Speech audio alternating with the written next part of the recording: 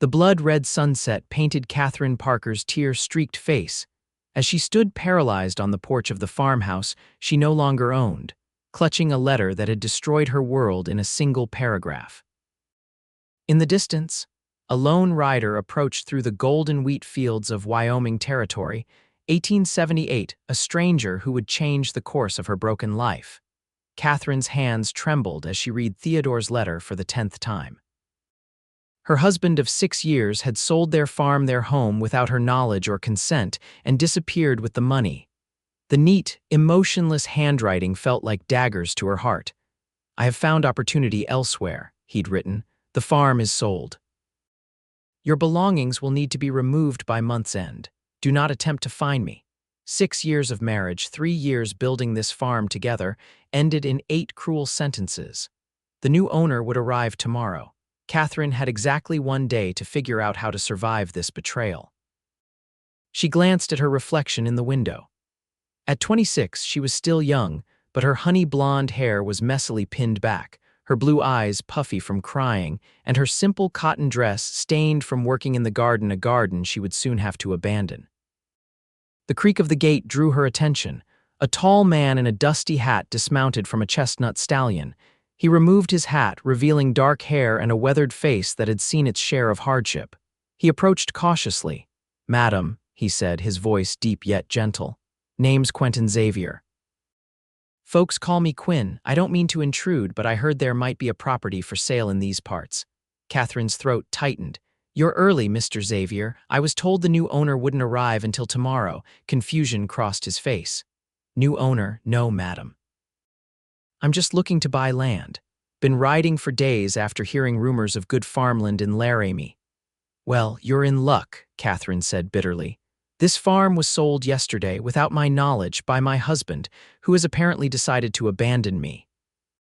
Quinn Xavier shifted uncomfortably, his hand tightening on his hat brim. "I'm sorry to hear that, madam, truly."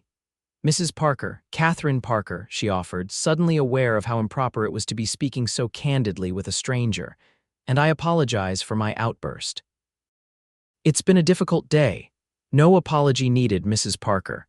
His eyes were kind, a startling green against his sun-bronzed skin. "Is there anything I can do to help?" Katherine laughed humorlessly. "Unless you can buy back my farm and return it to me, I doubt it." A peculiar expression crossed his face. "Who purchased your land, if I might ask?" "A man named Blackburn, James Blackburn. He's arriving tomorrow to claim his property." The words tasted like poison. Quinn's expression darkened. "James Blackburn, you say? You know him?" "We've crossed paths," he said carefully. "Mrs. Parker, may I ask where you'll go once you leave here?" Katherine looked away, blinking back fresh tears. "I haven't had time to consider that yet." The truth was, she had nowhere to go. Her parents had died years ago, and she had no siblings. Theodore had been her entire world, and now that world had collapsed. "I understand," Quinn said. "I won't take more of your time, but I'd be obliged if I could water my horse before moving on." "Of course. The pump is by the barn." Katherine watched as he led his horse away. There was something about Quinn Xavier, something in his measured words, and the way his eyes had narrowed at the mention of Blackburn that intrigued her despite her despair. As the evening shadows lengthened, Katherine packed her personal belongings, working by lamplight until exhaustion overtook her. She collapsed into her bed for what would likely be the last time, Theodore's betrayal replaying in her mind as she drifted into a fitful sleep. Morning brought no relief. Katherine rose with the sun, continuing to sort her meager possessions. Her prized possessions, her mother's silver hairbrush, her father's pocket watch, and her small collection of books fit easily into one trunk. Her clothes filled another. 6 years of marriage reduced to 2 wooden boxes. The sound of multiple horses approaching drew her to the window. A party of 5 men rode toward the farmhouse, led by a corpulent man in an expensive suit, James Blackburn, she presumed. But it was the rider just behind him that made her breath catch, Quinn Xavier. Katherine hurried to the porch, confusion mingling with the dread in her stomach. Blackburn dismounted with surprising grace for his size. "Mrs. Parker," he said, his voice oily, "a pleasure to finally meet you. Your husband spoke highly of your—" His eyes traveled over her form, many qualities. Mr. Blackburn, she acknowledged stiffly. I wasn't expecting such an entourage. These are my associates, he gestured vaguely to the three rough-looking men. And I believe you've already met Mr. Xavier. Quinn tipped his hat to her, his expression unreadable. Mr. Xavier approached me last night with an interesting proposition, Blackburn continued. He seemed quite determined to purchase your farm. My husband's farm now, Katherine corrected bitterly, and apparently yours. Yes, well, about that. Blackburn extracted a document from his coat pocket. Mr. Xavier made a rather generous offer, significantly more than I paid your husband. After careful consideration, I decided to accept. Katherine looked between the men, confusion evident on her face. I don't understand. Quinn dismounted, stepping forward. I purchased the farm, Mrs. Parker. But why? You only learned of it yesterday. Before Quinn could answer, Blackburn interrupted. The transaction is complete. The property now belongs to Mr. Xavier. He handed Quinn the deed. Now, if you'll excuse me, I have other business to attend to. As Blackburn and his men rode away, Katherine stood frozen, staring at Quinn. I don't understand what just happened. Quinn approached slowly, the deed in his hand. I couldn't sleep last night thinking about your situation. I've had dealings with Blackburn before. He's not known for his honesty or generosity.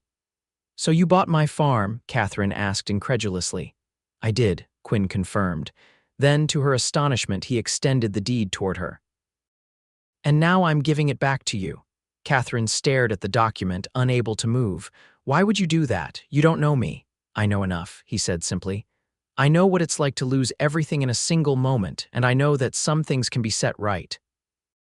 Her hands trembled as she took the deed. I can't accept this. The cost is mine to bear, he interrupted gently. The farm is yours now, Mrs. Parker, free and clear. But where will you go? Quinn glanced toward the horizon. I'll find my way, I always do. Please, Katherine said impulsively, surprising herself. At least stay for a meal. It's the least I can do to thank you. A smile tugged at the corner of his mouth. I'd be honored, Mrs. Parker. Over a simple lunch of bread, cheese, and the last of her preserved peaches, Katherine studied the mysterious cowboy who had saved her home.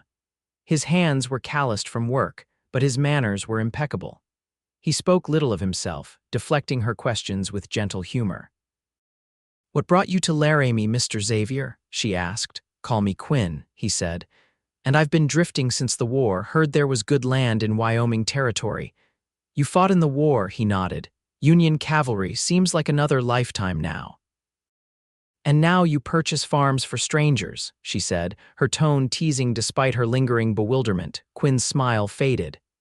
Mrs. Parker, Katherine, she corrected. Katherine, he amended. There's something you should know. Your husband didn't just sell your farm. He was in debt to Blackburn, gambling debts, significant ones. The revelation struck her like a physical blow. Gambling? Theodore never gambled. Maybe not at first, Quinn said gently, but men change. Blackburn owns a saloon in Cheyenne.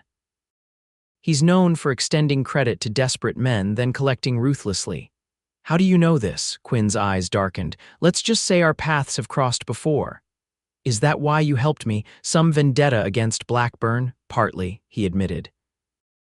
But mostly because no one deserves to lose their home due to another's mistakes. Katherine absorbed this, her mind reeling with implications. Theodore left me because of gambling debts. I believe he sold the farm to settle his debts and took whatever remained to start fresh elsewhere. Blackburn mentioned he headed west, California, perhaps. The knowledge that Theodore had not only abandoned her, but had done so after gambling away their future left Katherine feeling hollow. Yet alongside the pain was a strange sense of clarity. The man she had married was not the man who had left her. I don't know how I'll ever repay you, she said finally. You won't, Quinn replied firmly, but I do have a proposal of sorts. This is good land, but it's too much for one person to work alone. I've been looking for a place to settle, to build something lasting. Perhaps I could stay on as a hired hand, help you get through the harvest at least. Katherine considered this. Having help would be invaluable, but she had just escaped one man's betrayal. Trusting another, especially one as enigmatic as Quentin Xavier, seemed foolish, and yet he had given her back her home when he could have claimed it for himself. I can pay you a fair wage once the harvest is sold, she offered cautiously. "Room and board is all I require for now," he replied. And so it was settled. Quinn moved his few possessions into the small cabin near the barn that had once housed Theodore's farmhand, a man who had left months ago when they could no longer pay him. The first weeks were awkward as they established boundaries and routines. Katherine insisted on cooking and maintaining the house, while Quinn tended the fields and repaired long-neglected fences and outbuildings. They spoke little beyond the necessities of farm work, each wrapped in their own thoughts. But as August ripened into September, Katherine began to notice changes in herself. The paralyzing shock of Theodore's betrayal had given way to a simmering anger, and finally to a reluctant acceptance. Each day she woke with purpose, each night she slept with the satisfaction of hard work completed, and each day she found herself watching Quinn a little more closely. He worked tirelessly from dawn until dusk, often continuing by lantern light. He asked for nothing, accepted what little she could provide with gratitude, and slowly the farm began to thrive under his care. One evening, as the harvest neared completion, Katherine brought dinner to Quinn in the field. He had removed his shirt in the heat, and she found herself momentarily transfixed by the play of muscles across his back and shoulders as he worked. "You'll strain your eyes working in this light," she called, embarrassed by her wayward thoughts.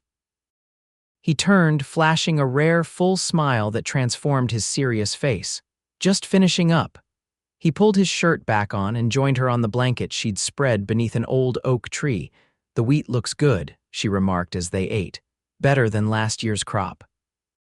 "It's excellent land," Quinn agreed. "Theodore was a fool to give it up." "Theodore was a fool in many ways, it seems," Katherine said softly. "I've been thinking about him lately, not with longing, but with confusion. How could I have known someone so intimately yet understood him so little?"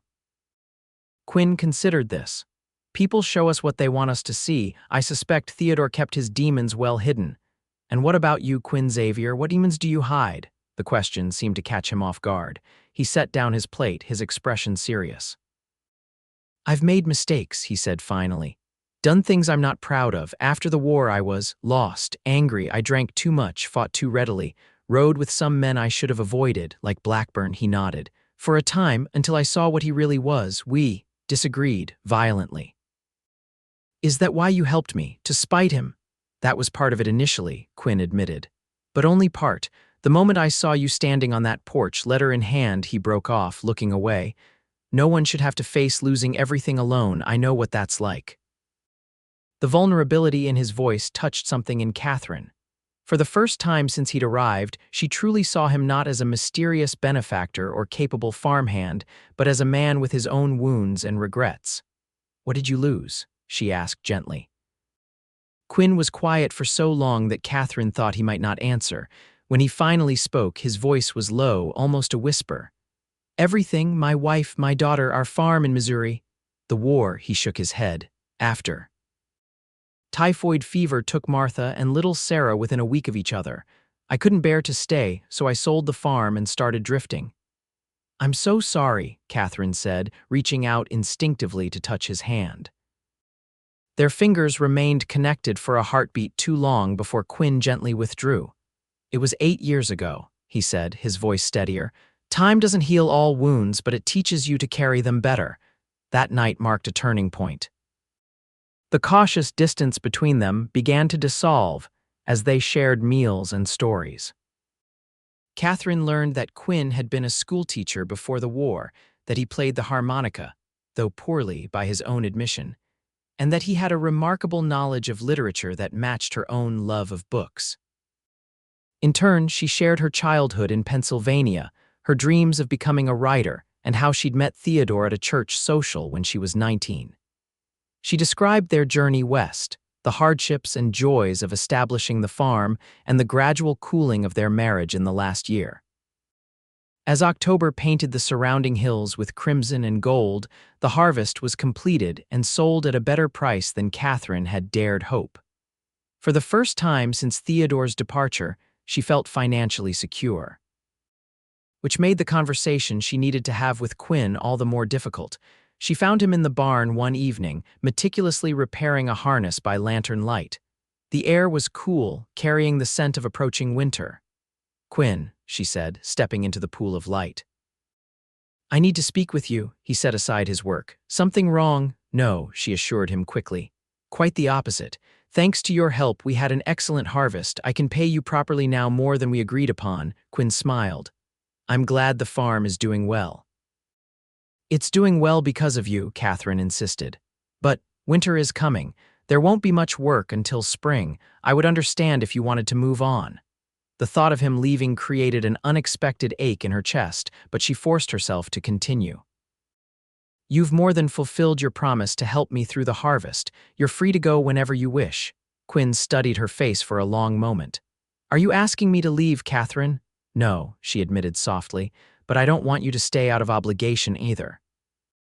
"Obligation," he repeated, as if testing the word.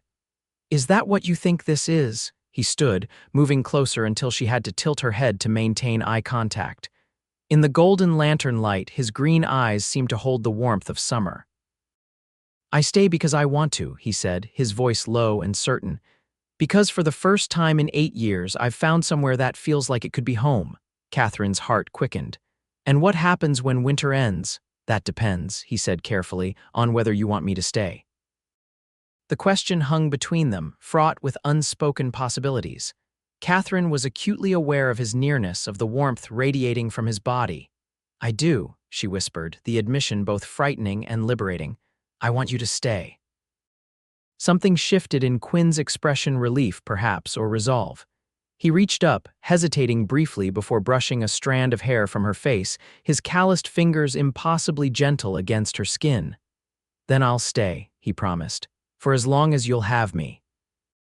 The moment stretched between them, electric with possibility.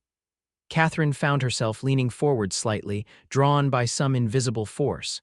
Quinn's gaze dropped to her lips, his intent clear. A sudden crash outside shattered the moment the wind had knocked over a stack of empty barrels. Both jumped, the spell broken. "I should get back to the house," Katherine said, her cheeks flushing. "It's getting late," Quinn nodded, stepping back to give her space. "Of course." As she hurried back to the farmhouse, Katherine's mind raced. What had nearly happened in the barn? And more importantly, why did she find herself wishing the interruption hadn't come? The first snow fell in early November, transforming the farm into a pristine wonderland. Inside the farmhouse, Katherine sat by the fire, mending Quinn's work shirt while he read aloud from the Pickwick Papers, one of the few books she possessed. Their days had taken on a comfortable routine.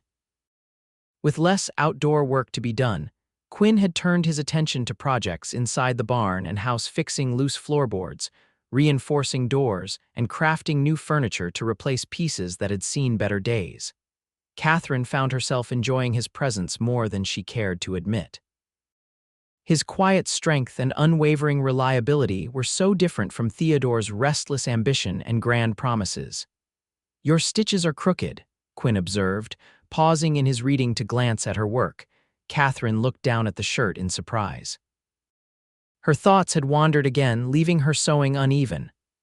"I was distracted by your reading," she defended herself, though they both knew it wasn't entirely true. Quinn smiled. "Would you like me to stop?" "No," she said quickly. "I'm enjoying it. Please continue." He returned to the book, his deep voice bringing Dickens's characters to life. Katherine resumed her sewing, making a conscious effort to concentrate on each stitch. When he finished the chapter, Quinn closed the book and stretched. "I should check on the animals before the storm worsens." Katherine glanced out the window. The gentle snowfall had become more insistent, the wind driving it sideways across the yard. "Be careful, it's looking rather fierce out there."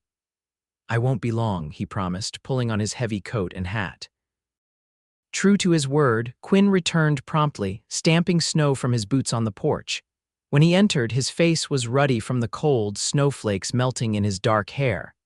"The animals are fine," he reported, removing his wet outer garments, "but that storm is picking up faster than I expected. Might be the first blizzard of the season." "Then I'm glad all our preparations are complete," Katherine said, rising to stoke the fire. "Would you like some coffee to warm up?" "That would be wonderful." She moved to the kitchen, measuring coffee grounds into the pot while Quinn settled back into his chair by the fire. The domesticity of the moment struck her suddenly how natural it felt to share this space with him, how easy their routine had become. Theodore had rarely sat quietly with her in the evenings. He was always planning, scheming, talking of the fortune they would make once the farm was properly established. In retrospect, his restlessness should have been a warning sign. Quinn, by contrast, seemed content with simple pleasures: a book by the fire, a hot meal, conversation that required no grand declarations or promises. When she returned with 2 steaming mugs, she found him gazing thoughtfully into the flames. "Penny for your thoughts," she asked, handing him a cup. He accepted it gratefully. "I was thinking about the spring planting. The north field would do well with corn, I believe, and perhaps we could expand the vegetable garden near the house." We. The casual use of the plural caught Catherine's attention. Quinn was making plans for a future here with her. The realization was both comforting and unsettling. "That sounds sensible," she agreed, taking her seat, "though it means we'll need to repair the irrigation channel before the thaw." "Already on my list," he assured her. "Along with reinforcing the barn roof and building a proper chicken coop." Catherine smiled. "You've been busy making plans. Is that all right?" he asked, suddenly uncertain. "I don't mean to overstep." "No," she assured him quickly. "It's good to plan ahead, I just—" She hesitated, unsure how to express her thoughts. "What is it, Catherine?" His voice was gentle, encouraging. She took a deep breath. "I'm grateful for everything you've done, for buying back the farm, for staying to help, for all your hard work, but sometimes I wonder why. Why you chose to involve yourself in my troubles when you could have continued on your way." Quinn was quiet for a moment, his eyes returning to the fire. When he spoke, his voice was measured, as if carefully selecting each word. "When I first saw you on that porch, holding that letter, I recognized the look on your face. It was the same expression I saw in my mirror for years after I lost Martha and Sarah, the look of someone whose entire world has collapsed." He set down his coffee cup. "I couldn't change what happened to my family, but I could do something for you, and in helping you I found purpose again, a reason to stop drifting." His gaze returned to her face. "I stay because I want to see what grows here, and I don't just mean the crops." The implication of his words sent warmth spreading through Catherine's chest. For months, they had been dancing around the growing connection between them, both too cautious to acknowledge it openly. "I want to see what grows here too," she admitted softly.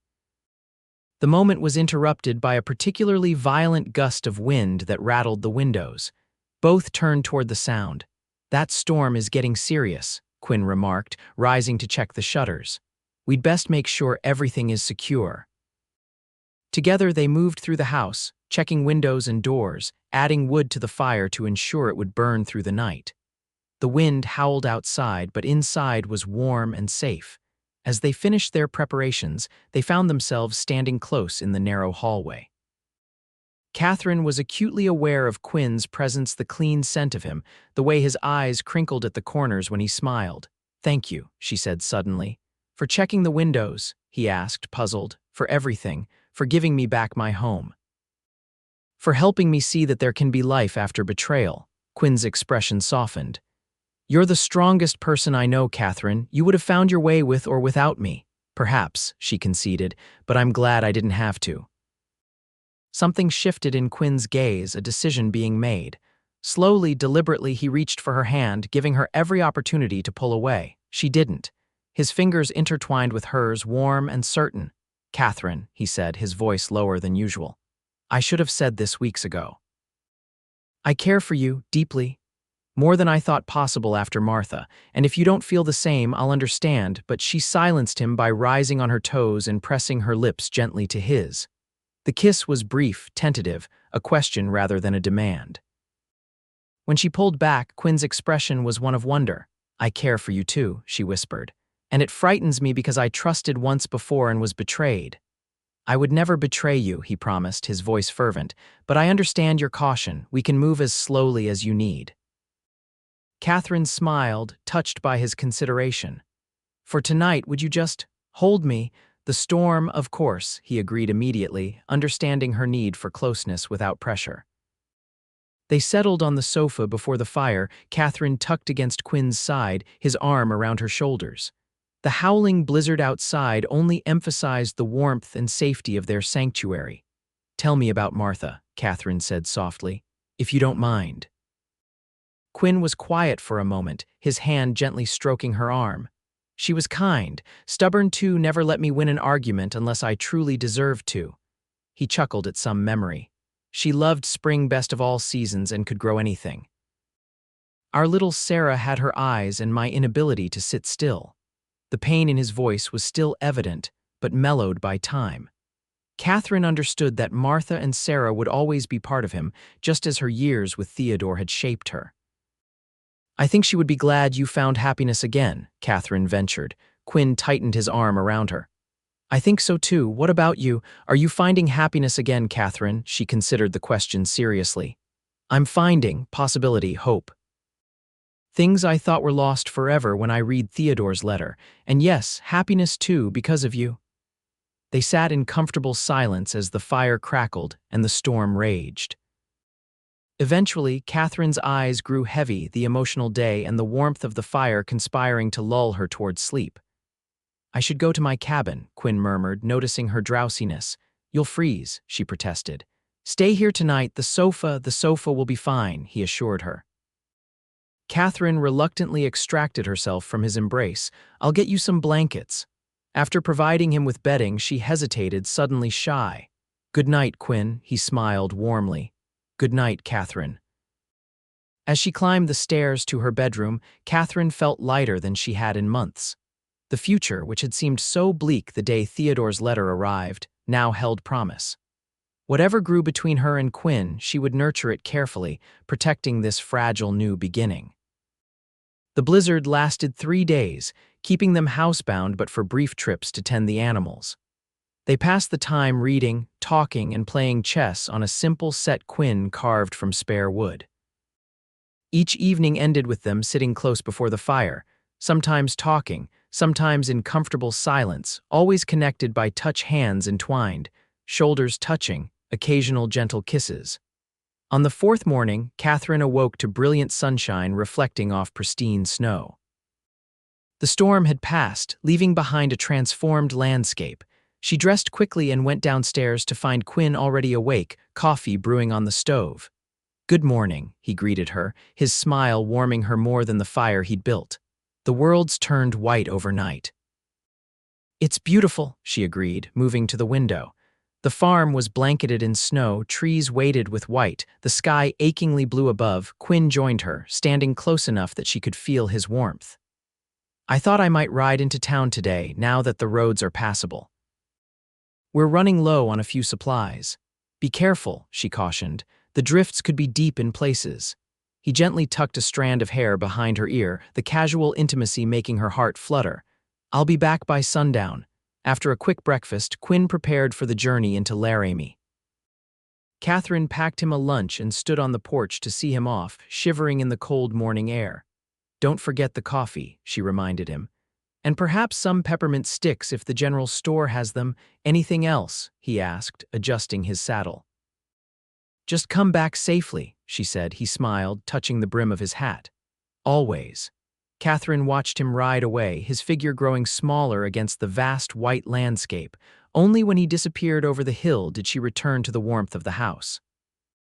The day passed slowly as she attended to indoor chores, baking bread, mending clothes, reorganizing the pantry. By mid-afternoon, she found herself glancing frequently toward the window, watching for Quinn's return despite knowing he wouldn't be back for hours yet. It was strange how quickly she'd grown accustomed to his presence, how empty the house felt without him. In the months since Theodore's departure, Quinn had become essential to her happiness in a way her husband never had been. The realization was both comforting and frightening. She had trusted once before and been devastated. Could she truly risk her heart again? As the afternoon shadows lengthened, Katherine's thoughts were interrupted by the distant sound of approaching horses, more than one. From the sound of it, Quinn had left with only his stallion. Curiosity and caution mingling, she moved to the window. 3 riders approached the farmhouse. The first, to her relief, was Quinn.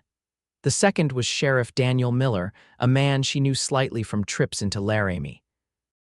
The third rider was unfamiliar, a thin, nervous-looking man in a suit too fine for travel. Katherine hurried to the door, concern rising. Why would Quinn return with the sheriff?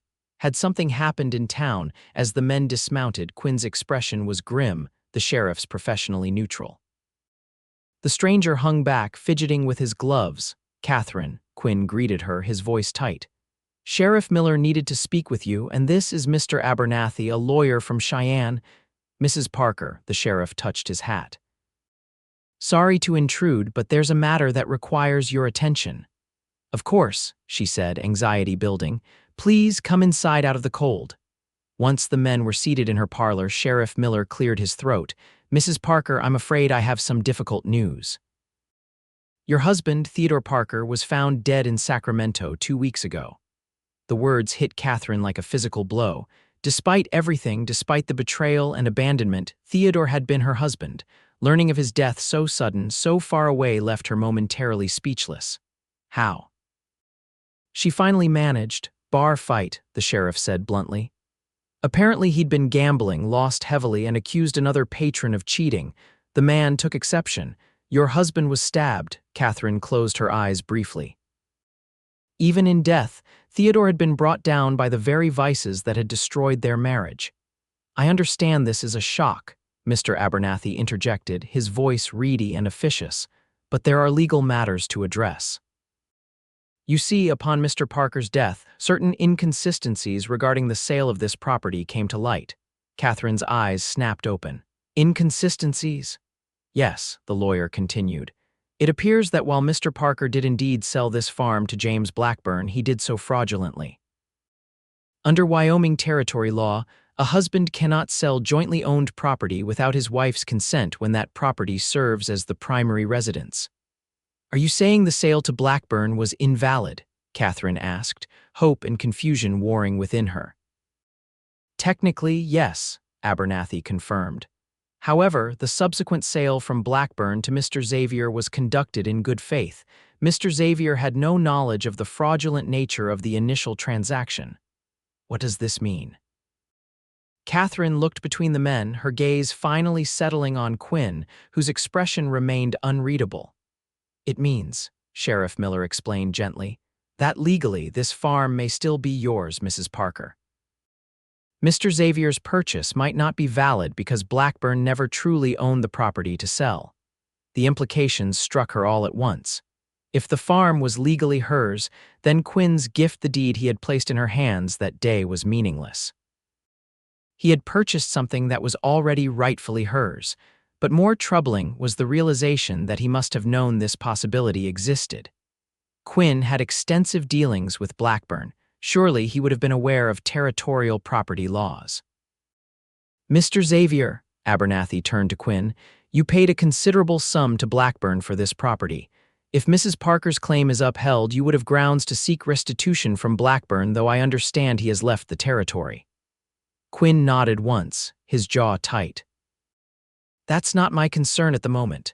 "Well," the lawyer continued, "these matters can be quite complex. There will need to be a formal hearing to determine rightful ownership." In the meantime," Quinn interrupted firmly, "nothing changes. The farm belongs to Mrs. Parker." "It has since the day I gave her the deed." Abernathy blinked, confused.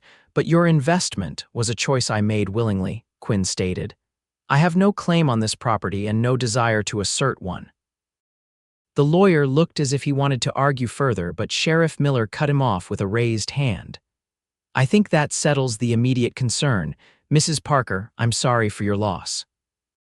The formal notification of your husband's death will arrive by post, along with information about the hearing date."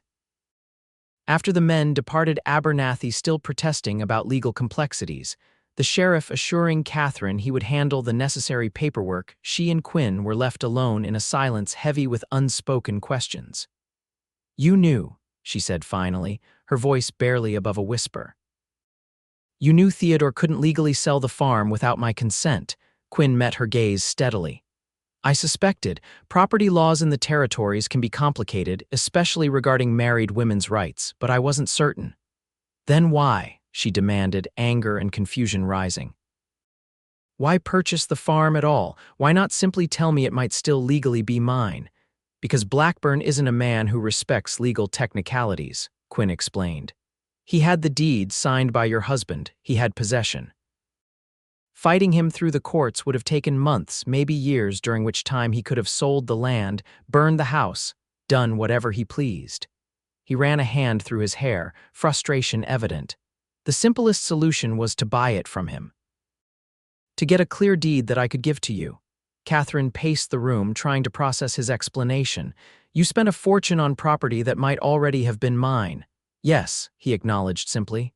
Why? She demanded, stopping to face him directly. Why would you do that for a woman you just met? Quinn was silent for a long moment, his eyes never leaving hers. Because from the moment I saw you standing on that porch, I felt drawn to you, to your strength, your dignity despite your circumstances. I wanted to help you not just out of charity or kindness, but because something in me recognized something in you. He stepped closer, his voice softening. I didn't stay because I pitied you, Katherine. I stayed because with each passing day, I found myself caring for you more deeply. Wanting to build something with you. The sincerity in his voice was unmistakable, yet Katherine's mind whirled with doubt. How can I trust this? How can I trust you? You kept this from me for months. I kept it from you because it didn't matter, Quinn insisted. Whether the farm was legally yours or not, I gave you the deed. I made it yours in every way that counts. It matters to me, Katherine countered, tears threatening. It matters that you withheld something so significant, just like Theodore kept his gambling from me. The comparison visibly wounded him. That's not fair, Katherine. I never lied to you. Lies of omission are still lies, she said, the words tasting bitter. I need time to think. Please just give me some space. Quinn's expression tightened with hurt, but he nodded. Of course. I'll be in the cabin if you need me. After he left, Katherine sank onto the sofa, tears finally breaking free. Theodore was dead. The farm had possibly been hers all along. And Quinn, the man she had come to care for deeply, had kept this knowledge from her. The grief she felt for Theodore surprised her. Not for the man he had become at the end, the gambler and betrayer, but for the man she had married, the one with dreams and gentle hands who had promised to build a life with her. As for Quinn, her feelings were too tangled to unravel. Anger at his omission warred with understanding of his reasoning. Behind it all lay the undeniable truth that she had fallen in love with him, his quiet strength, his integrity, his tender care for her and the farm, but love built on anything less than complete honesty was too fragile to last. Theodore had taught her that lesson well. As darkness fell, Katherine remained by the fire, watching the flames and sorting through her conflicted heart. Outside, snow began to fall again, soft and silent, covering the world in clean white. Morning brought clarity, as it often did. Katherine rose early, made coffee, and walked to Quinn's cabin before she could lose her nerve. He answered her knock immediately, as if he'd been waiting. His eyes were shadowed with lack of sleep, his expression cautious but hopeful. "May I come in?" she asked. He stepped aside, gesturing to the small table where he'd been sitting. The cabin was sparse but meticulously tidy, like the man himself. Katherine took a seat, gathering her thoughts. "I owe you an apology," she began. "Comparing you to Theodore was unfair and untrue. You're nothing like him." Relief flickered across Quinn's face. "Thank you for saying that. But," she continued carefully, "I still wish you had told me about the possible legal issue with the farm sale." Quinn nodded, accepting the criticism. "You're right, I should have. At first I didn't because I wasn't certain, and then..." He hesitated. "Then I was afraid it might change things between us, that you might see my help as unnecessary or presumptuous." "Your help saved me," Katherine said softly. "Whether the farm was legally mine or not, Blackburn had possession of the deed. He would have forced me out. You prevented that." She reached across the table, offering her hand. After a moment's hesitation, Quinn took it. "Theodore's death has reminded me that life is uncertain and often shorter than we expect," she continued. "I don't want to waste what time we have on anger or distrust." Hope brightened Quinn's eyes. "What are you saying, Katherine?" "I'm saying that I forgive you. And that despite everything, these past months with you have been the happiest of my life. I don't want them to end." Quinn's fingers tightened around hers. They don't have to. No, she agreed, they don't. He rose from his chair, still holding her hand, and came around the table to kneel beside her. Katherine Parker, I've loved you since that first day, though it took me weeks to admit it to myself. I will never lie to you, never abandon you. I want to build a life with you on this farm, a real life, filled with hard work and honesty and joy. Tears blurred Katherine's vision, but they were healing tears, washing away the last vestiges of pain. I love you too, Quinn, and I want that life with you. He cupped her face gently, his eyes seeking permission. She answered by leaning forward to meet his kiss, a kiss of promise and new beginnings. When they finally parted, Quinn rested his forehead against hers. There's something else I should tell you, he murmured, something I've been planning. What is it? She asked, curious about his suddenly nervous expression. He reached into his pocket and withdrew a small object, pressing it into her palm. It was a simple gold band, worn but well polished. It was my mother's, he explained. I've carried it since Martha died, not knowing if I'd ever have reason to give it to someone again. But now, Katherine looked from the ring to Quinn's hopeful face. Are you asking what I think you're asking? I am, he confirmed, his voice steady despite his evident nervousness. Katherine Parker, will you marry me? Not right away, we can wait until after the formal hearing about the farm, until after a proper mourning period for Theodore if you wish. But someday, when you're ready. The question hung in the air between them, weighted with possibility. Katherine closed her fingers around the ring, feeling its solid reality. Theodore's death had legally freed her to remarry, but it was Quinn's love that had freed her heart to love again. The contrast between the men could not have been starker, one who had sold their shared dreams for gambling debts, the other who had purchased a farm he didn't need to return it to a woman he barely knew. Yes, she said, her voice growing stronger with certainty. Yes, Quinn Xavier, I will marry you, not immediately, but soon. I don't need a long engagement to know that you're the man I want to spend my life with. The joy that illuminated his face made Katherine's heart swell. He took the ring from her palm and slid it onto her finger. It was slightly loose, but that could be fixed. It's perfect, she whispered, admiring how the simple gold caught the morning light. You're perfect, Quinn countered, rising to pull her to her feet and into his embrace.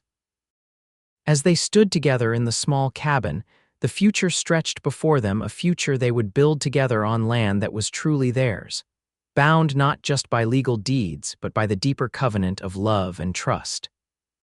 The legal hearing regarding the farm's ownership took place in early February in the Laramie courthouse. With Theodore's fraudulent sale established and Quinn's subsequent gift of the deed to Katherine documented, the judge ruled definitively that the property belonged to Katherine Parker. Quinn's investment was legally considered a gift, with no restitution required from any party, a decision Quinn fully supported. They married on the first day of spring, 1879, in a simple ceremony attended by a few neighbors and friends they had made in Laramie. Katherine wore a new blue dress rather than traditional white, acknowledging her previous marriage while celebrating her new beginning. Quinn wore a suit purchased specially for the occasion, looking so handsome that Katherine could scarcely believe he was to be her husband. Sheriff Miller performed the ceremony, his gruff exterior softening as he pronounced them man and wife. When Quinn kissed her before their small gathering of witnesses, Katherine felt the last shadows of her past life dissolve in the warmth of their shared promise.